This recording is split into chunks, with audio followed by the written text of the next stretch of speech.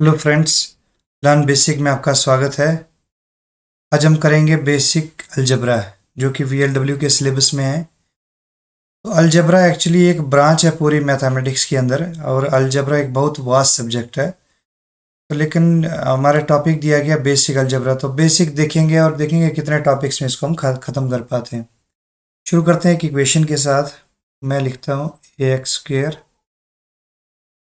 Plus bx plus C equal to 0।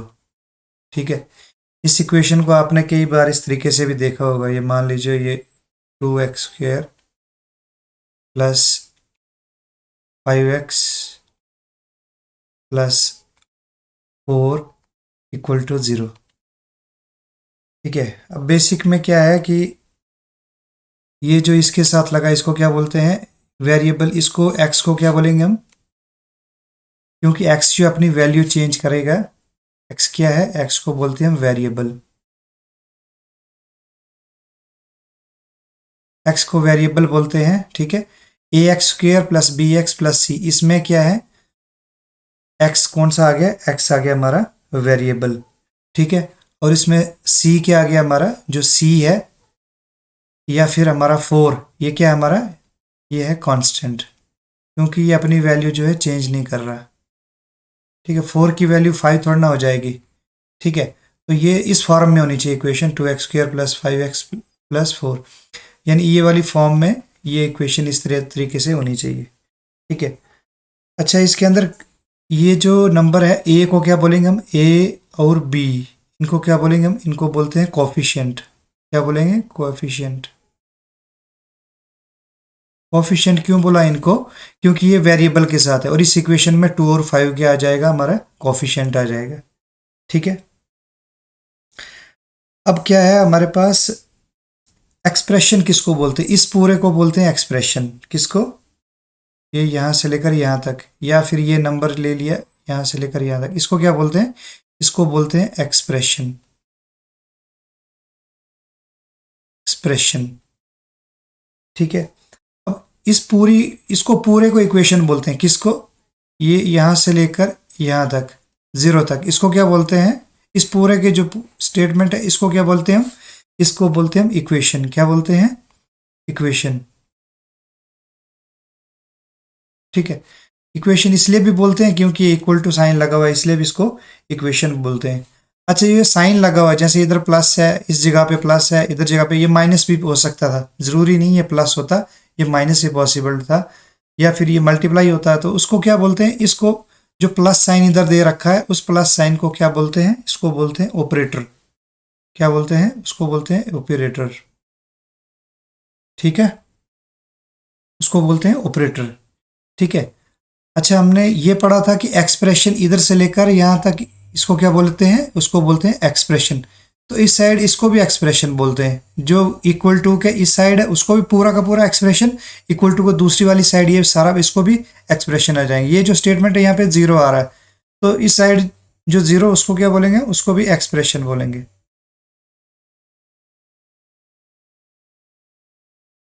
ठीक है, 0 भी एक्सप्रेशन, और इस साइड वाला भी क्या, ax² प्लस bx प्लस सी, ये भी क्या है, इसको भी हम एक्सप्रेशन बोलेंगे। और टोटल को हम क्या बोलेंगे, स्टेटमेंट बोलेंगे। ये स्टेटमेंट जो मैंने नीचे लिखी है वो इसलिए लिखी है क्योंकि अभी समझ ना आए आपको कि ax² क्या चीज़ है। तो a की वैल्यू जो है वो चेंज हो सकती है, कुछ भी हो सकती है, 2 हो, 5 हो, 10 हो। सिमिलरली b की वैल्यू जो है वो चेंज हो सकती है। ठीक है, तो वो बताया गया है।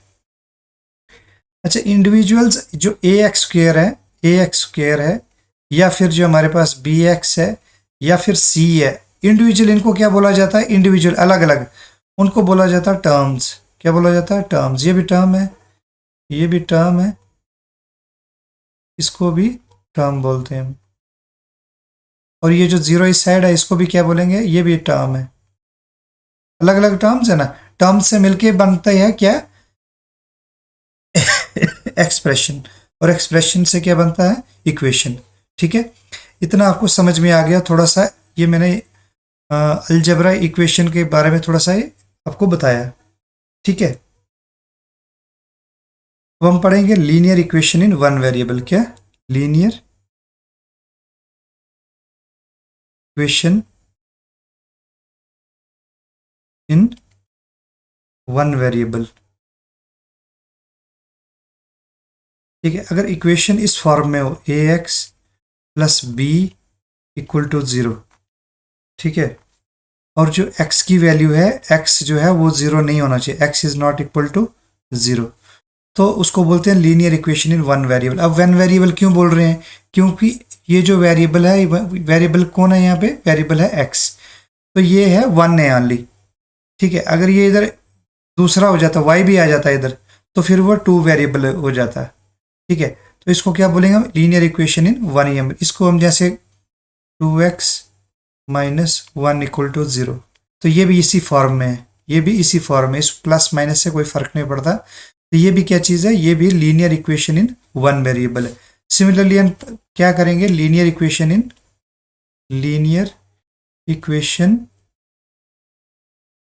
इन टू वेरिएबल। तो टू वेरिएबल में क्या आ जाएगा? टू वेरिएबल में आ जाएगा a x plus b y plus C equal to 0, और इसमें x और y की जो है, सॉरी, a और b जो है, a और b जो है ये 0 नहीं होने चाहिए। अगर a और b 0 होंगे तो फिर तो ये वेरिएबल खत्म हो। जैसे अगर मैं मान लूँ कि a 0 हो गया तो ये 0 हो जाएगा, फिर तो y बचेगा, तो फिर ये वन वेरिएबल आ जाएगा। तो इसीलिए a और b की जो वैल्यू है वो 0 नहीं होना चाहिए। कोई मैं इक्वेशन ले लेता हूँ इसी फॉर्म में, मैं लिखता हूँ 3x plus Y plus 2 equal to 0। तो ये क्या है? ये है linear equation in two variable. क्यों दो वेरिएबल है? क्योंकि दो नंबर्स की जो वैल्यू है वो चेंज हो जाएगी x और y की। ठीक है, बाकी तो कांस्टेंट है। ठीक है, जैसे 2 कांस्टेंट है, तो ये तो 3 कॉफिशिएंट है। तो दो वेरिएबल्स आ गए, कौन से हैं? x और y। Linear equation in two variable. Similarly हम linear equation in three variables की बात करेंगे। अगर linear equation in three variable, ठीक है, तो वो किस फॉर्म में होगा? वो होगा a x plus b y plus c z plus d equal to 0। ठीक है, और उस केस में, इस केस में क्या होना चाहिए? ए बी और सी की जो वैल्यू है वो 0 नहीं होनी चाहिए। अगर जैसे मान लो अगर ए की वैल्यू 0 हो जाती तो ये बच जाएंगे बी और सी, तो ये टू वेरिएबल बन जाएगा। तो इसलिए ए बी और सी की जो वैल्यू है वो 0 नहीं होनी चाहिए। तो उस केस में क्या हो जाएगा?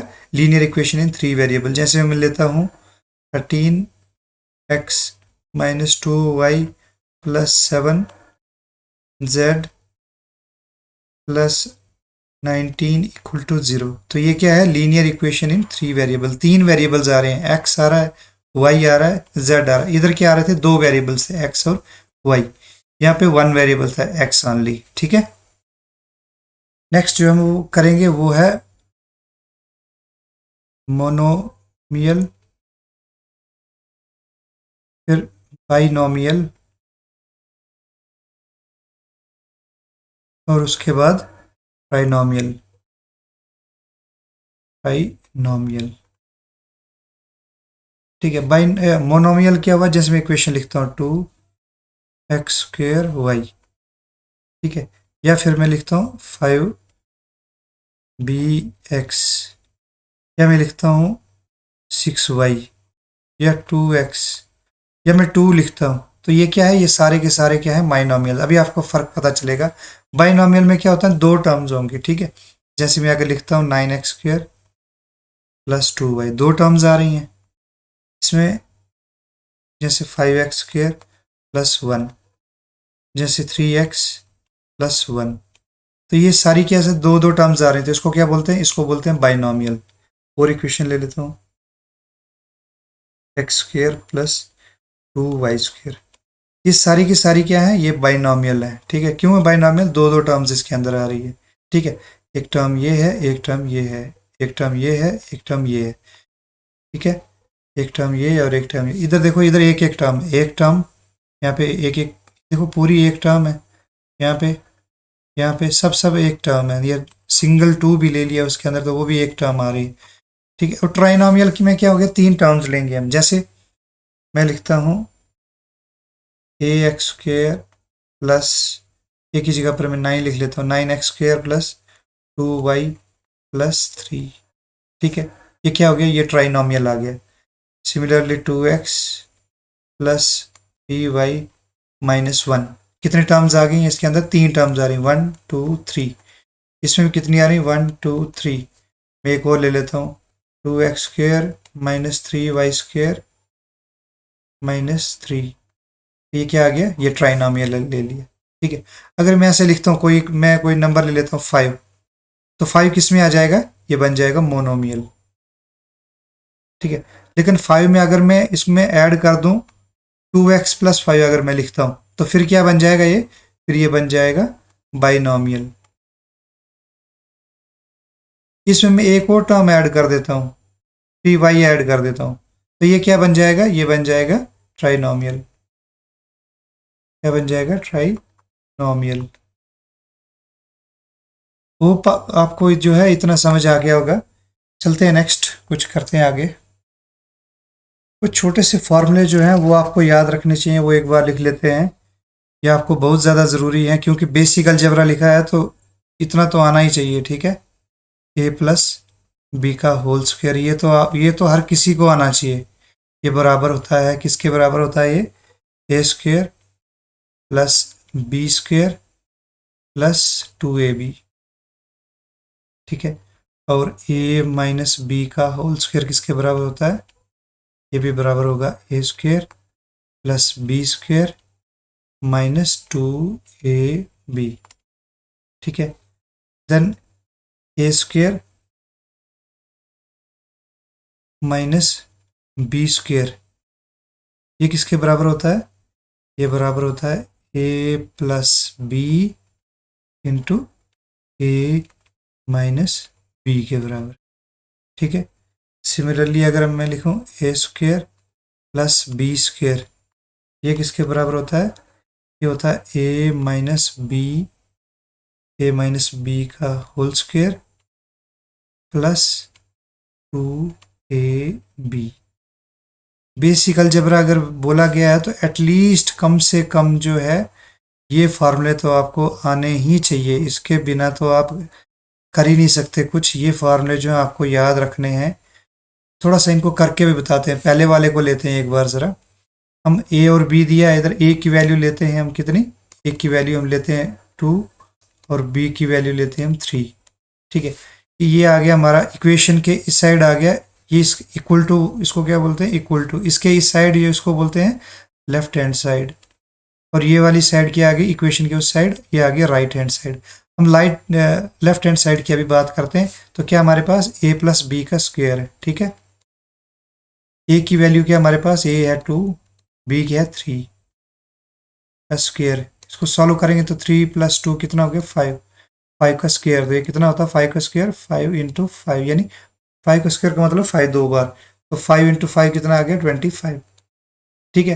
तो लेफ्ट हैंड साइड कितना आ गया 25। अब राइट हैंड साइड लेते हैं, राइट हैंड साइड क्या, a² + b² + 2ab।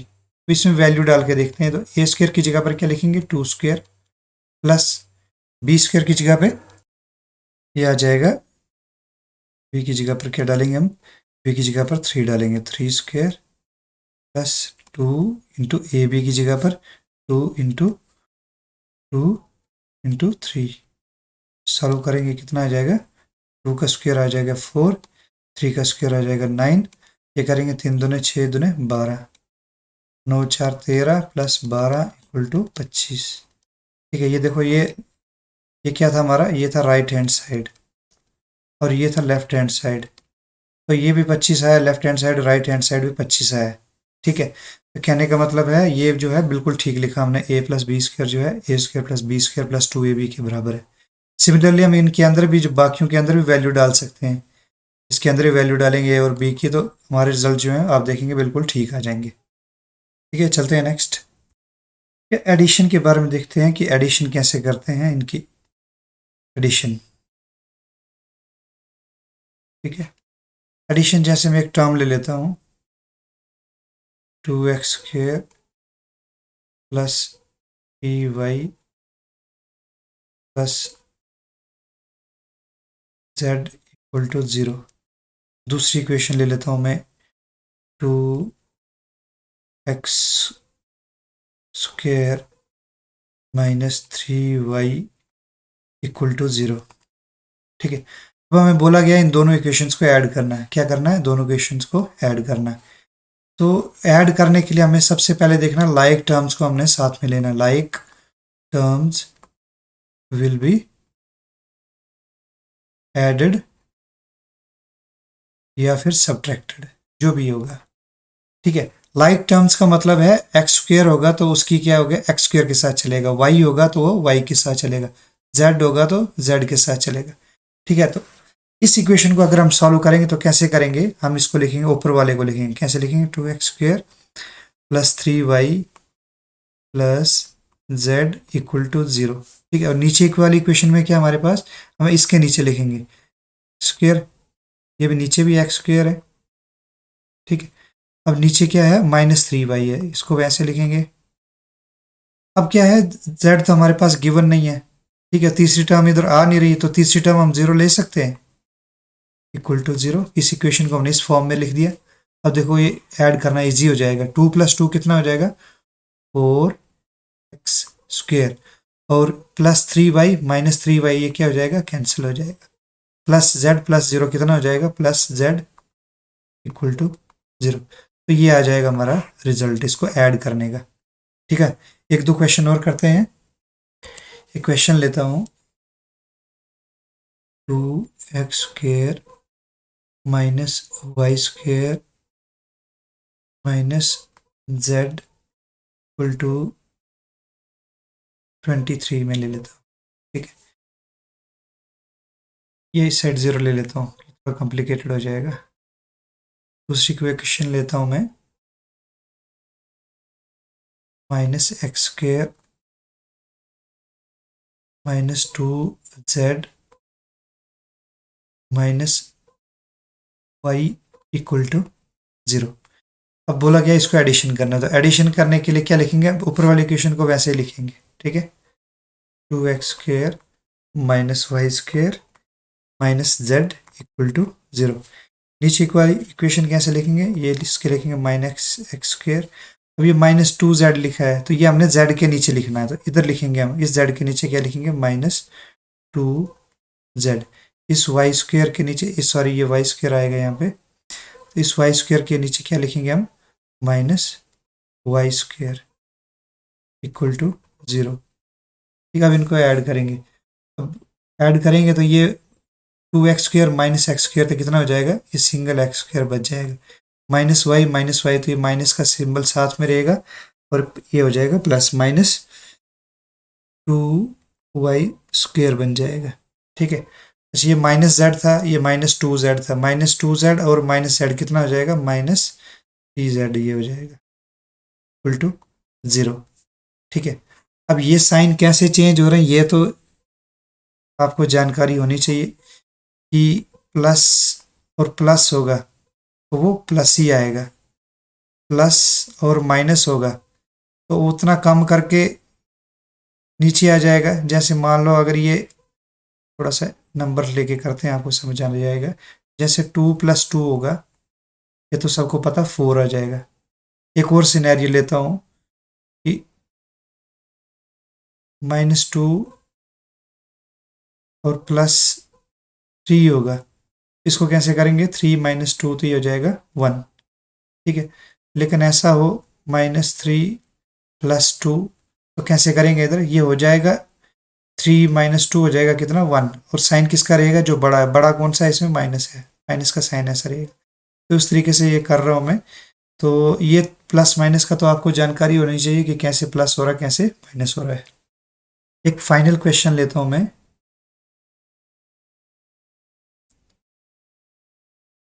z 2z plus 3y² minus 2x equal to 0।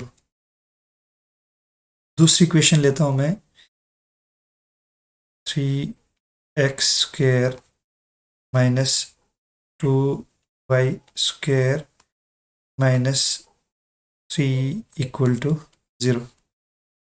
ठीक है, अब देखिए थोड़ा सा कॉम्प्लिकेटेड लग रहा है आपको। ठीक है, तो हम सबसे पहले क्या करेंगे, जो बड़ी टर्म्स हैं उनको लेंगे। ऊपर वाली इक्वेशन कैसे लिखेंगे हम, ऊपर वाली इक्वेशन को लिखेंगे 3y स्क्वेयर।